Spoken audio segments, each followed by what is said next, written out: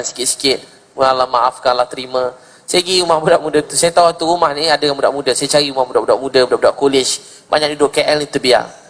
Walaupun maaf yang saya pergi ni budak kolej Islam. Saya pergi. Saya masuk rumah dia pergi, dia cabut lari. Apa saya buat? Saya datang lagi sekali, saya dengar ustaz saya kata beli sate. Jadi beli sate. Teringat dulu masa muda-muda dengar ada abang tu budak rock, dia kata beli sate. Beli sate kat mana masa tu? Kat Kuantan dia cerita. Menangis budak tu bawa gitar kat masjid.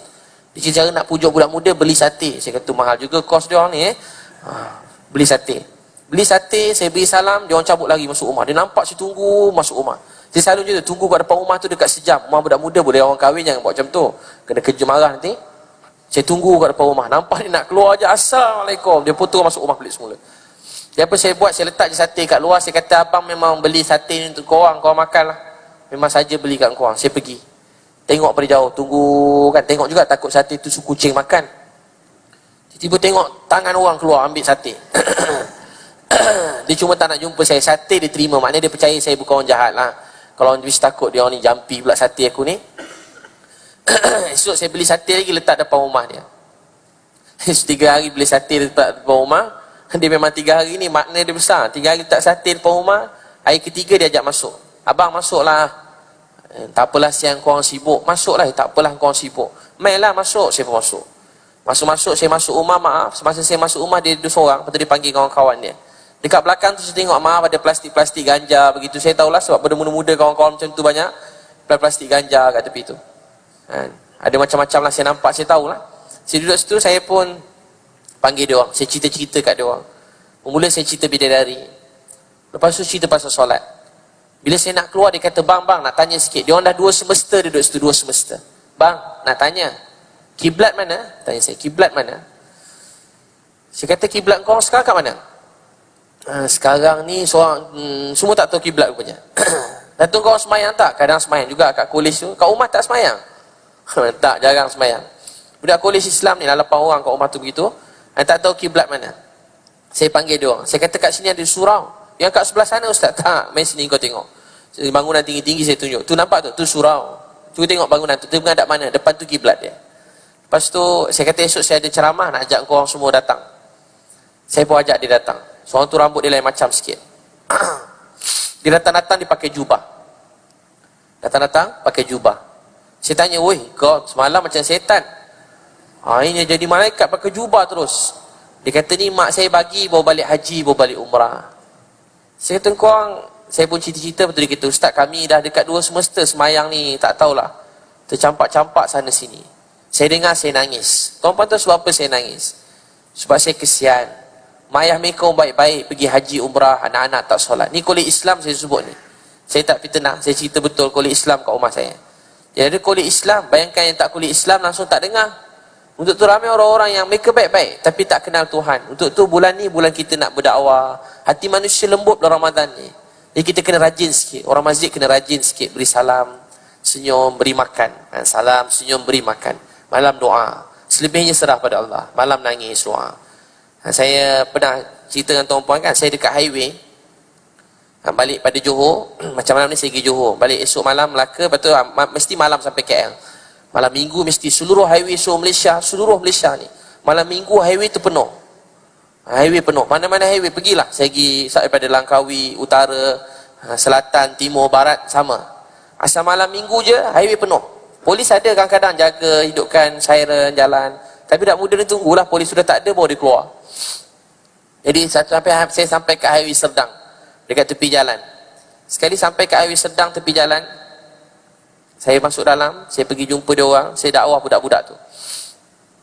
Maaf saya dakwah dia. Budak-budak Islam tak dengar, ada satu orang budak Cina dengar. Budak Cina dengar. Lepas cerita-cerita, dia kata, "Ustaz, saya dah lama nak masuk Islam." Kawan dia pandang ni, "Oi, kau kena masuk Islam, kena sunat." Kawan dia kata, "Kau kena potong, kami pun dah lama tak semayang, kau pula sibuk nak masuk Islam." Kawan-kawan dia semua tak semayang. Terkejut saya. Budak-budak tu kata, dia orang tak semayang. "Ustaz, macam kami ni Islam ke? Malam-malam pergi kelab, minum arak, Islam ke kami ni? Islam ke? Kami minum arak, pergi kelab, semayang tak pernah, Islam lagi ke?" Saya dengar, saya nangis. Saya beritahu tuan-tuan, banyak orang macam tu yang hari ni, yang dah harga agama, tak kenal Tuhan, jauh pada Allah. Lepas tu budak tu kata dia nak masuk Islam. Saya cerita dia bunyi motor bising ni. Dia kata, Ustaz saya masuk Islam lepas race ni baru saya jumpa Ustaz. Saya kata, elok engkau mengucap dulu, lepas tu baru race. Jadi kalau mati syahid. Saya kata, mengucap dulu, berlumba, mati syahid. Dia saya gurau, tuan-puan jangan iya pula saya punya fatwa tu. Tak, saya cerita dekat budak gurau, budak-budak tepi jalan macam tu. Jadi dia pun mengucap. Lepas mengucap, dia bawa motor, dia lumba. Lepas tu esok dia jumpa saya, dia belajar Islam. Mula mak dia marah, mak dia cari saya. Saya jumpa mak dia. Panjanglah cerita, dia report saya. Tapi alhamdulillah dah selesai dah. Budak tu sampai sekarang Islam. Saya nak beritahu tuan-puan, hati manusia ni lembut. Bulan Ramadan ni hati lembut. Ya tuan-puan kena banyak-banyak bangun malam, doa nangis untuk umat ni. Banyak nangis untuk keluarga. Kalau ada suami tak solat, nangis. Nangis, ya Allah, saya sayang suami saya. 15 tahun dia tidur dengan saya. Tapi dia tak solat. Ya Allah, beri suami saya solat. Nangis. Jangan duduk diam. Jangan tenteram. Anak tak solat, jangan tenteram. Nangis. Bukan benci dia. Nangis. Peluk anak tu sekali-sekala. Sesekali kita gurau-gurau dengan dia. Nak semayang. Marah-marah. Sesekali kita peluk dia, nangis. Nak, kalau bapak mati malam ni, bapak bahagia kalau kau jaga solat. Bapak bahagia kalau kau jaga solat.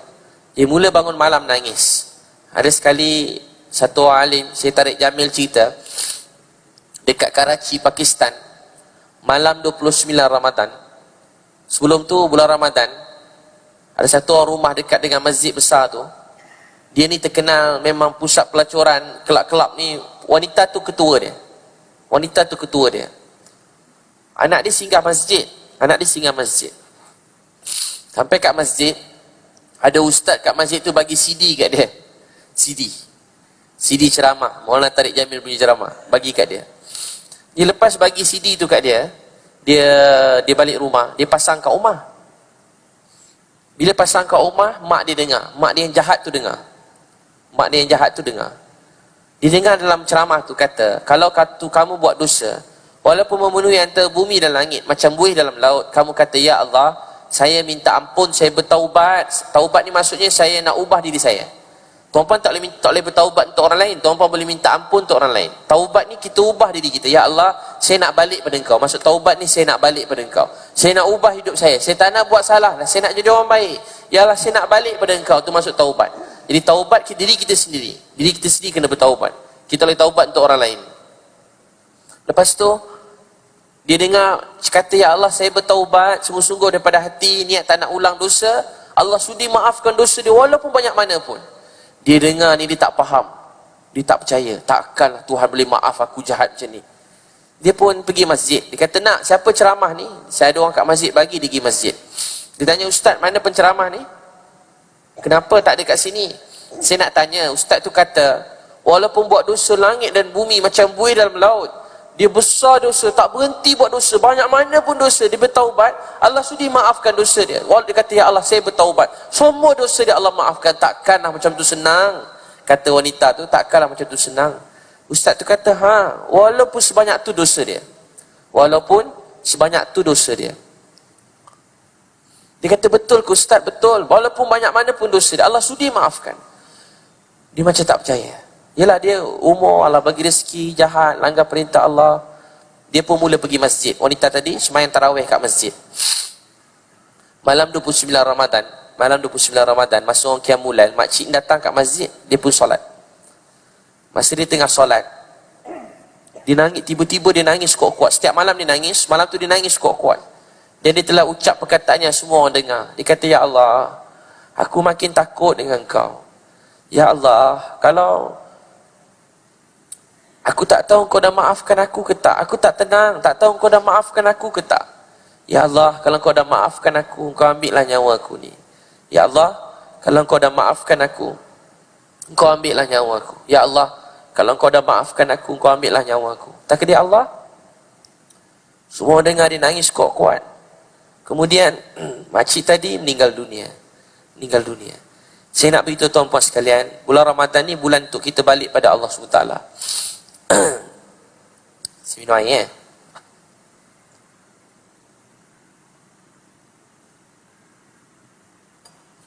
Zaman Sayyidina Umar radhiyallahu anhu, tengah-tengah malam, tiba-tiba Sayyidina Umar tengah tidur dalam masjid. Dulu-dulu orang biasa tidur dalam masjid. Lain tu sahabat ceritakan, sahabat-sahabat terkejut masa Sayyidina Osman jadi khalifah.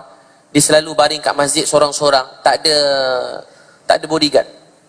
Kerajaan Islam masa tu bukan macam kerajaan mana-mana besar. Zaman Sayyidina Osman, dunia ni bawah orang Islam, dunia bawah orang Islam. Sayyidina Osman tidur kat masjid, baring kat masjid kat belakang, tidur kat masjid. Satu malam tu Sayyidina Umar tengah iktikaf, tidur dalam masjid. Tidur dalam masjid. Jadi bolehlah tidur dalam masjid ni. Lepas tu dia, tapi kena ada alas lah, ada alas, jangan baring-baring begitu je. Sayyidina Umar iktikaf dalam masjid, dia tidur.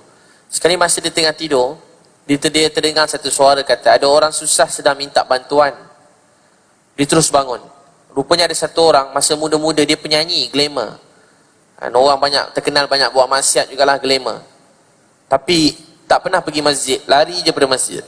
Satu hari bila dia dah tua, tak ada orang nak dia. Jadi dia pun susah hidup dia, dia mula pergi masjid.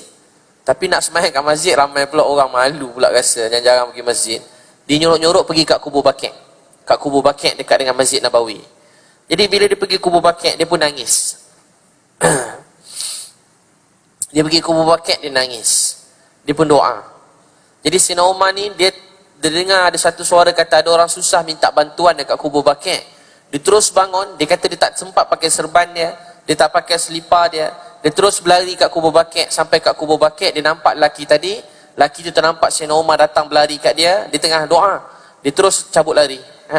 Habis aku kena belasah dengan Sayyidina Umar ni. Sayyidina Umar garang. Dia tengok Sayyidina Umar, dia cabut lari. Umar kata, jap, aku nak tolong kamu. Kamu kan susah, aku bawa bantuan untuk kamu. Dia kata, saya tak cerita dengan siapa-siapa pun. Sayyidina Umar terus jawab, dengan siapa kamu cerita tadi? Kamu cerita dengan Allah. Allah yang gerakkan aku untuk tolong kamu. Maka bila dengar je ni, lelaki tadi daripada berdiri, dia terus jatuh ke tanah dan nangis. Dia terus tanda tangan. Kita selalu macam tu. Masa kita sihat, kita kuat, kadang-kadang kita ada duit, kita ada kuasa, kita ada macam-macam, kita lupakan Allah SWT. Tapi bila kita dah susah, kita dah tak ada jalan, dah tak tahu nak buat apa, dah tak tahu nak jumpa siapa, barulah kita pelan-pelan ambil uduk, pelan-pelan. Baru nangis pada Allah. Kalau dunia lah, dah kena halau. Kalau kawan macam ni, kena halau dengan kawan-kawan. Oh, time senang kau tak ingat aku, time ada duit hilang. Time susah datang, kita halau kawan macam ni. Pergi kerja pun sama, time tengah ni hilang. Time tak diperlukan datang. Orang ni pun kena halau pada bos. Lambat kerja je bos halau pada pejabat. Tuan-tuan sekalian, Allah Maha Penyayang. Dia tak pernah halau kita semua. Dia sayang kita semua, dia sambut kita walaupun siapa pun kita. Walaupun pun telah kita buat. Mungkin manusia belum sudi maafkan kita, benci tengok kita. Tapi Allah sudi maafkan. Maka apa jadi? Maka apa jadi?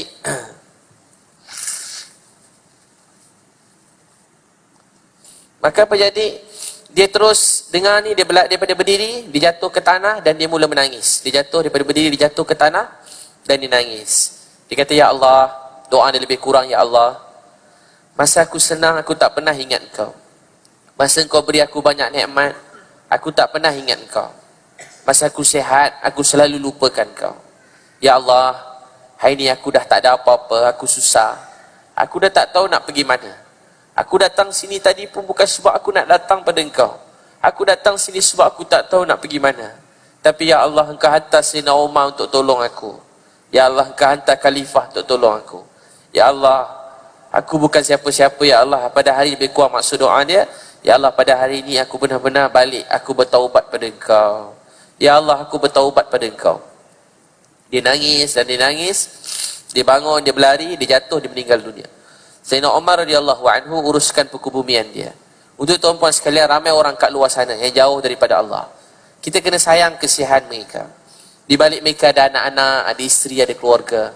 Bila kita jadi jahat, banyak orang tanggung keburukan. Anak-anak dia, isteri dia, mak ayah dia. Untuk tu kita kena sayang. Kita kalau dah tak boleh nak sayang orang, tuan-puan ingat, balik dia ada anak-anak, balik dia ada isteri. Dia tetap manusia, ada anak macam anak kita. Kita kena sayang pada dia. Saya